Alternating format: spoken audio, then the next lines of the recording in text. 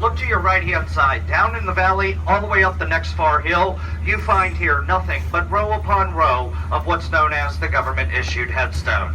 That headstone is provided to each service member buried here by the Department of Veteran Affairs and at the cost to the American taxpayer.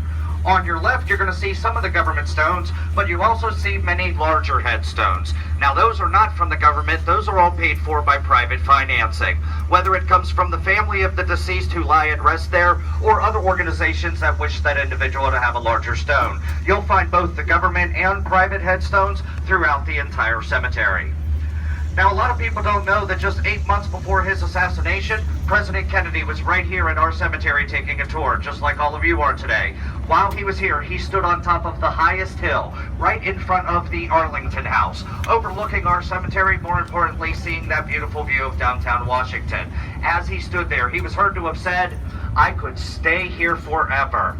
Admiring that view, of course, is what he meant. But it was because of those words. Only one day after his assassination in Dallas, Texas, his wife Jacqueline came back to our cemetery to find a suitable place to bury her husband.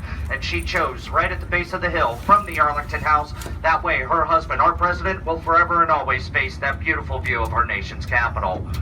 Now, we're about to cross over the Custis Walkway one more time. This time, look to your left, all the way down the walkway, and on the right, you'll find a small grove of trees.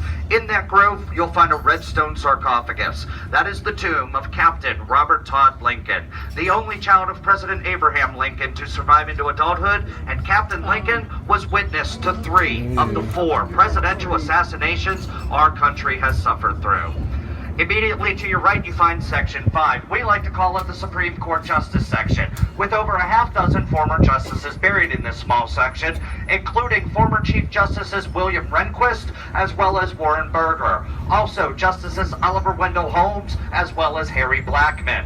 And as we come past the Weeks Memorial with the eagle and wreath on it, 2 rows behind it, you'll find a dark gray headstone marking the grave of Thurgood Marshall, America's first African-American Supreme Court Justice.